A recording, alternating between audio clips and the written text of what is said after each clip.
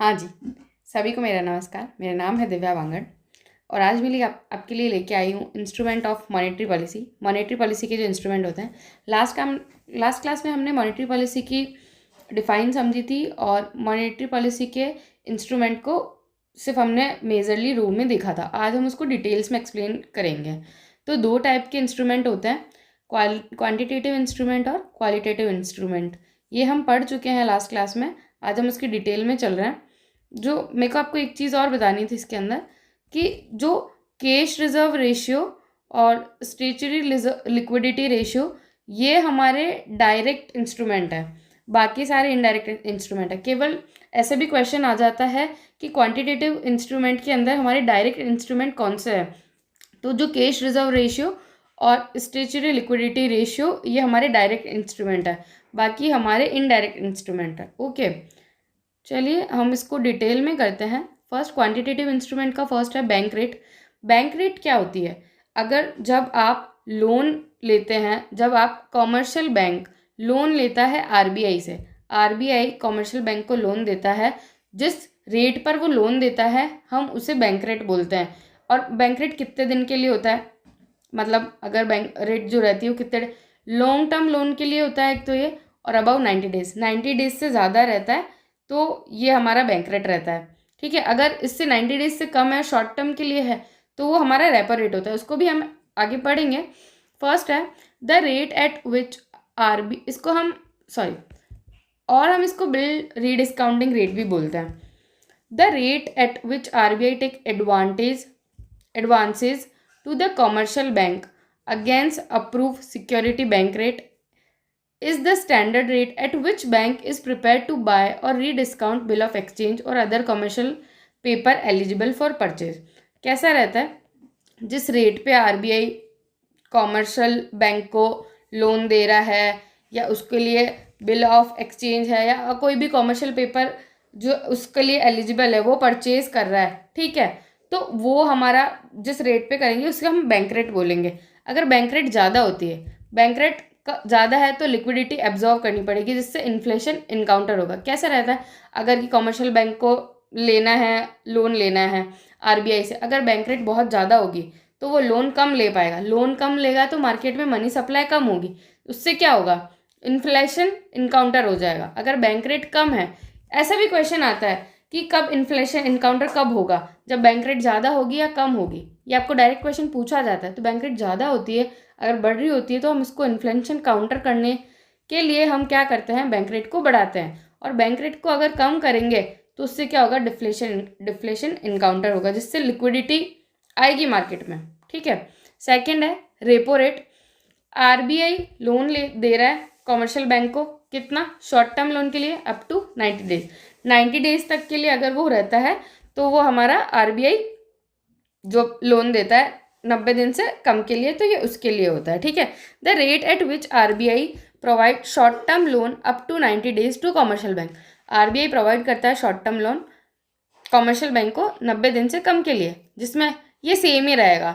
अगर repo rate बढ़ी हुई रहती है तो लिक्विडिटी एब्जॉर्व होगी, इन्फ्लेशन इनकाउंटर हो जाएगा। और रेपो रेट अगर कम है तो लिक्विडिटी को इंजेक्ट करना रहेगा और डिफ्लेशन इनकाउंटर होएगा। ठीक है। नेक्स्ट है रिवर्स रेपो रेट। अब इसमें एक बात आती है कि आरबीआई को लोन देता है कौन? Commercial bank. अब आप सोचेंगे कि कॉमर्शियल बैंक यार आरबीआई को लोन क्यों देगा? मतलब आरबीआई तो खुद ही मॉनेटरी पॉलिसी खुद ही प्रोवाइड करता है। अगर आरबीआई ही प्रोवाइड कर रहा है सबको लोन, तो ये तो पॉसिबल नहीं है कि आरबीआई को लोन की ज़रूरत पड़ी है। ऐसा सिर्फ बुक्स में लिखा हुआ है कि आरबीआई लोन लेता है कॉमर्शियल बैंक से, जबकि ऐसा नहीं है। ऐसा होता है कि जब रेट, देखा हम इसको समझते हैं, मैं इसको एक्सप्लेन करती हूँ, आप समझेंगे इसको। The rate at which RBI takes loan from commercial bank or the rate at which commercial bank park their excess deposit with RBI is a term as a reverse repo rate। अगर जैसे कि commercial bank के पास अच्छी खासी amount रखी हुई है ना, और उससे कोई अभी लोन नहीं ले रहा है, जैसे कि कोविड टाइम आ गया था, तो उस टाइम बहुत मंदी हो गई थी और लोगों के पास पैसा नहीं था। जो पैसा जमा है वो जमा है, बाकी लोगों के पास पैसा नहीं था, इन्वेस्टमेंट नहीं हो रहे थे। अगर इन्वेस्टमेंट नहीं होते हैं तो कॉमर्शियल बैंक में कुछ भी पैसा नहीं गया, पैसा नहीं है उनके पास में, तो कैसे मैनेज करेंगे, वो अपना आगे का काम कैसे मैनेज। तो इस टाइम पे क्या करता है कि आरबीआई उनको बोलता है कि हम तुमसे लोन लेंगे, या तुम्हारी जो भी एक्सेस अमाउंट है उस पर जो आपके पास ज़्यादा अमाउंट रखी हुई है वो आप हमको दे दो, उसके बदले में हम आपको कुछ ना कुछ रिटर्न दे देंगे, है ना। तो वो उस पर कुछ ना कुछ रिटर्न दे देते हैं। तो अपन इसको ऐसा समझते हैं कि आरबीआई ने लोन लिया है कॉमर्शियल बैंक से, बाकी आरबीआई को लोन लेने की ज़रूरत नहीं है, पर बुक्स में, हमारी बुक्स में यही लिखा हुआ है, तो इसको इसलिए हमको इसको इसी तरीके से पढ़ना पड़ता है। बाकी जो एक्सेस डिपॉजिट होती है कॉमर्शियल बैंक के पास वो आरबीआई को देती है, और आरबीआई उसके बदले में कुछ ना कुछ रिटर्न देता है, ठीक है। फोर्थ है हमारा कैश रिजर्व रेशियो। अब कैश रिजर्व रेशियो क्या है कि आरबीआई के पास आपको, जो कॉमर्शियल बैंक है उसको कुछ ना कुछ एनडीटीएल का सर्टेन परसेंटेज कैश में आरबीआई के पास रखना पड़ता है। कोई भी सर्टेन परसेंटेज हो सकता है, वो जो रेट चल रही होती है उसके अकॉर्डिंग होती है, ठीक है। जब bank certain percent of NDTL क्या है वो भी हम समझेंगे, आरबीआई के पास रखता है कैश में। Net demand and time liability. देखिए डिपॉजिट्स, अगर डिमांड डिपॉजिट हो रही है तो वह तो करंट अकाउंट में होगी या सेविंग अकाउंट में होगी, और टाइम लाइबिलिटी है तो वो आरडी या एफडी होती है, जो एक फिक्स टाइम तक आपका चलता रहता है, वो टाइम से रिलेटेबल है। और डिमांड डिपॉजिट कैसी रहती है, करंट अकाउंट या सेविंग अकाउंट में होती है, तो वो रोज़ चेंज होती है। सेविंग अकाउंट में भी आप रोज़ तो कर ही सकते हो पैसा निकालना करना, लेकिन एक सर्टेन अमाउंट आपको आरबीआई के पास में रखना ही पड़ता है कैश में, ठीक है। It is a certain ratio of NDTL that each commercial bank has to keep with RBI in the form of cash. RBI के पास कैश की फॉर्म में एक सर्टेन रेशियो ऑफ एनडीटीएल का कुछ परसेंटेज, जो भी रेट आपकी चल रही होगी उस रेट में आपको आरबीआई के पास में रखना पड़ेगा। अब फिफ्थ है स्टेचुरी लिक्विडिटी रेशियो, जो commercial bank percentage of NDTL liquid form में खुद के पास रखता है। कैश रिजर्व रेशियो में तो क्या हो रहा था कि आरबीआई के पास आप रख रहे हो, और लिक्विड फॉर्म में अगर आप खुद के पास रख रहे हो, स्टेचुरी लिक्विड रेशियो में क्या रहता है कि बैंक को खुद के पास रखना है कि इतना, जैसे कि आप बहुत सारा लोन दे सकते हो, आप ऐसा होना कि भाई हमारे पास जितना इन्वेस्टमेंट है, हमारे पास जितना पैसा है, हम सभी का लोन देते हैं, उससे फिर हमें इंटरेस्ट मिलता रहेगा, नहीं। ऐसा कुछ फॉर्म आपको अपने पास रखना पड़ता है, क्योंकि अगर जैसे सडनली कुछ क्राइसिस आ जाते हैं, कोई कस्टमर आ जाता है कि नहीं हमें तो इतना हमारा पैसा चाहिए ही चाहिए, हमें हमारा पैसा इतना चाहिए, और बैंक के पास इतना पैसा नहीं है, तो बैंक पैसा कहाँ से लेके दे, तो उसको अपने लिक्विड फॉर्म में खुद के पास रखना पड़ेगा।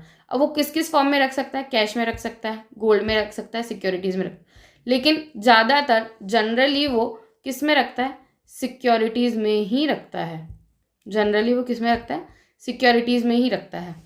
It is a certain ratio of NDTL that each commercial bank has to keep itself, खुद के पास रखना है, in a liquid form of bank maintain SLR in the form of government security। देखिए अभी आया गवर्नमेंट सिक्योरिटीज जनरली वो किसके पास में रखता है, किसके मतलब अपने पास में क्या रखता है वो, जनरली वो रखता है सिक्योरिटीज को, ठीक है। क्योंकि कैश तो जैसे अब आप सोचो कि कैश रखना है ना, तो कैश की तो कुछ भी आउटपुट निकल के नहीं आ रहा ना, कुछ भी वैल्यू नहीं है, कैश तो जितना पड़ा है वो उतना ही रहेगा। और गोल्ड में भी जैसे अप डाउन ज़्यादा आ जाते हैं, अगर रेट एकदम हाई हो गई, कम हो गई, तो कम ज़्यादा रेट होती रहती है, तो गोल्ड में भी रिस्क है। तो सबसे ज़्यादा सेफ अगर वो किसी उसको लगता है ना, तो वो सिक्योरिटीज़ है। सिक्योरिटीज़ से आपको सेफ लगता है तो आप उसको सिक्योरिटीज़ में ही रखते हो।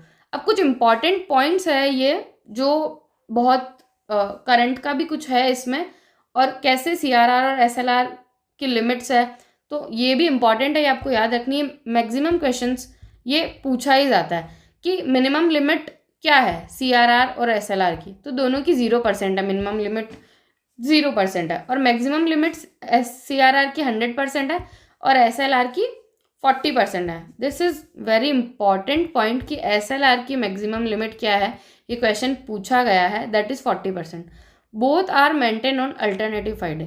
अब क्या है कि आपको मेंटेन, आपको दोनों को रखना पड़ेगा, तो उसका क्या रहता है, अल्टरनेटिव फ्राइडे पे वो दोनों मेंटेन की जाती है। In CRR we get the return. अब कैश रिजर्व रेशियो आप आरबीआई के पास रख रहे हो, है ना, कुछ ना कुछ कैश आप रख रहे हो जो सर्टेन अमाउंट है, तो उसमें तो आपको रिटर्न मिलता है, बट एसएलआर में आपको रिटर्न नहीं मिलता है। ये क्वेश्चन भी आया है नेट के अंदर कि क्या हमें एसएलआर में रिटर्न मिलता है? नहीं, एसएलआर में हमें रिटर्न नहीं मिलता। एसएलआर में हमें रिटर्न कैसे मिलेगा? ये तो हम सिर्फ खुद के पास रखते हैं अपनी सिक्योरिटीज़ के लिए, है ना। जबकि सीआरआर आप किसके पास रखते हो? आरबीआई के पास रखते हो, कैश के फॉर्म में। जो सबसे हाईएस्ट लिमिट गई है, मैक्सिमम लिमिट है सीआरआर की, वो 16 सितंबर 2016 से 11 नवंबर 2016 को सीआरआर की लिमिट 100% तक गई है। ये पहली बार ही हुआ है। And they use new terminology, उन्होंने उस टाइम न्यू टर्मिनोलॉजी यूज़ करी थी, जो कि है इंक्रीमेंटल कैश रिजर्व रेशियो। ये एक इम्पॉर्टेंट पॉइंट है ICRR। आप इसे याद रखिएगा, ये एक इम्पॉर्टेंट पॉइंट है।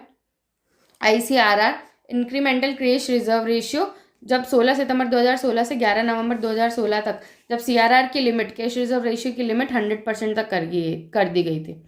अब नेक्स्ट है हमारे पास OMO, ओपन मार्केट ऑपरेशन। ये क्वेश्चन भी कई बार पूछा गया है। Selling and purchasing government securities in open market is known as. जब आप गवर्नमेंट सिक्योरिटीज़ को ओपन मार्केट में बेच रहे हो, खरीद रहे हो, उसे हम क्या बोलते हैं? उसे हम बोलते हैं ओपन मार्केट ऑपरेशन।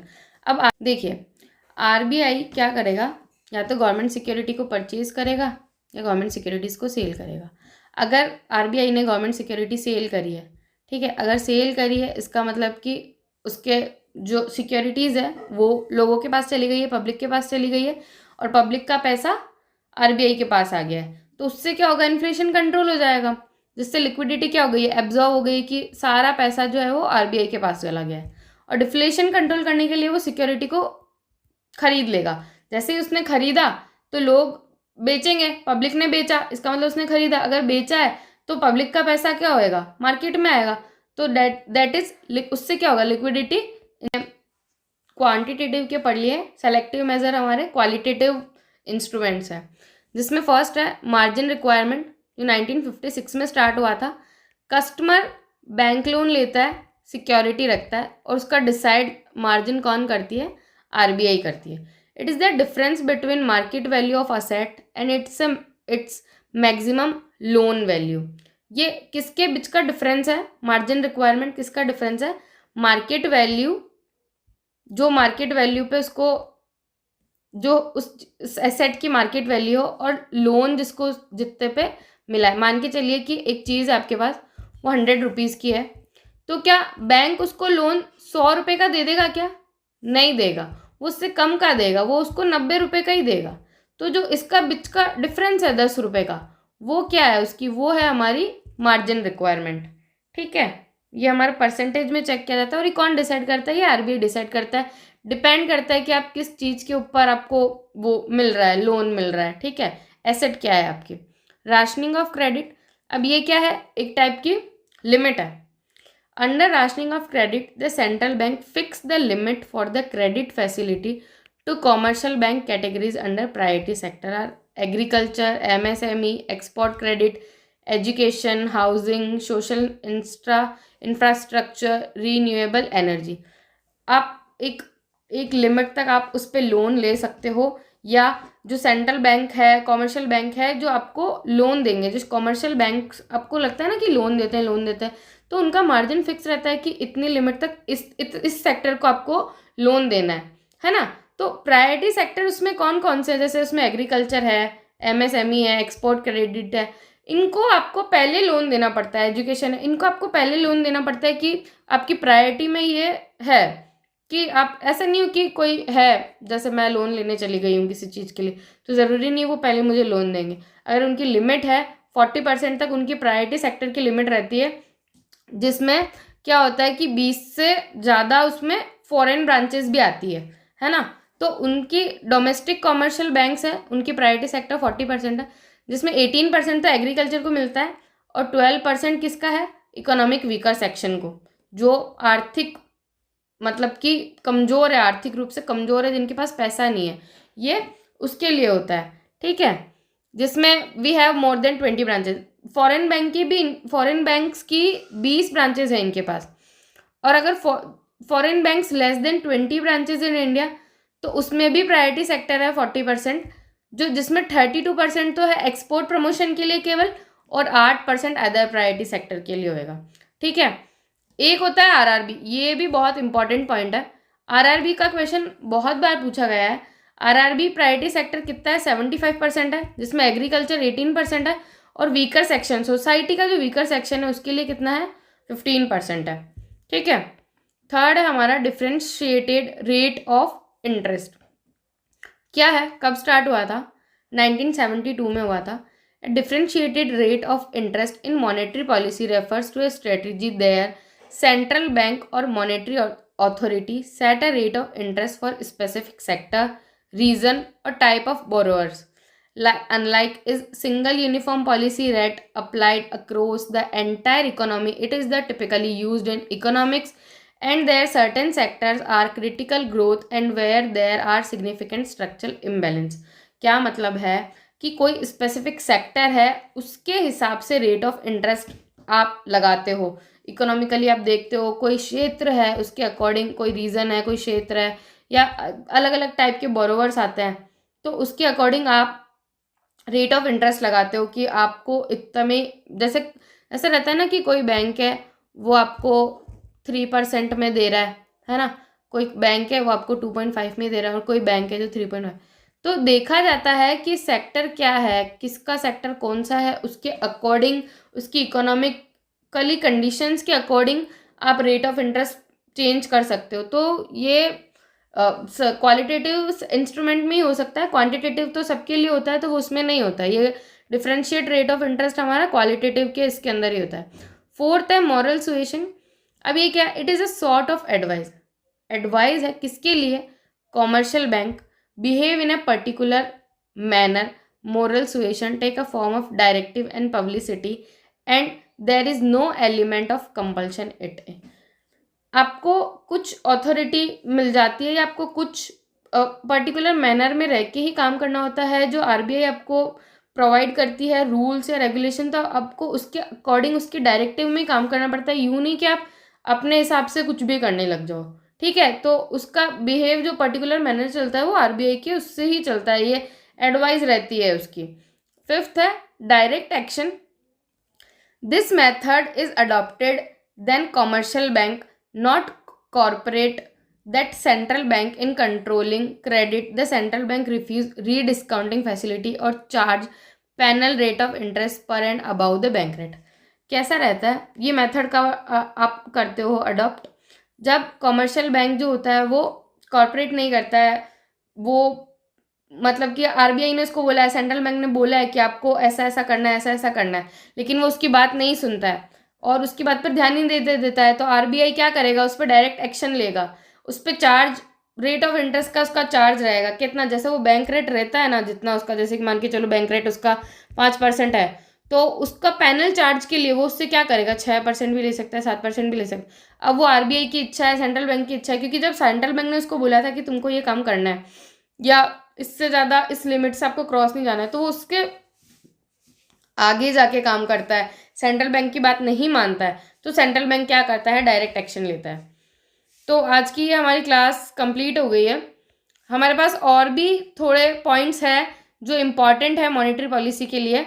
अगर आप चाहते हो कि मैं आगे उस पर एक और लेक्चर बनाऊं, जो मॉनेटरी पॉलिसी कमेटी है उस पर, वो भी बहुत इंपॉर्टेंट पॉइंट है, तो आप लाइक शेयर और सब्सक्राइब करें। कमेंट में लिखें यस मैम कि हम चाहते हैं हमारी एक और क्लास हो जो अभी करंट में क्वेश्चंस पूछे जा रहे हैं उससे रिलेटेबल, जो कि है अपना MSFR है या SDFR है, जो भी है MPC है, इससे भी हमारे बहुत सारे क्वेश्चंस NTA लेके आ रहा है। तो अगर आप चाहते हैं मैं उसी टाइप की और क्लासेस बनाऊं और लेक्चर्स लूँ, तो आप कमेंट में लिखिए yes ma'am, and thank you for this lecture. Okay, thank you, bye.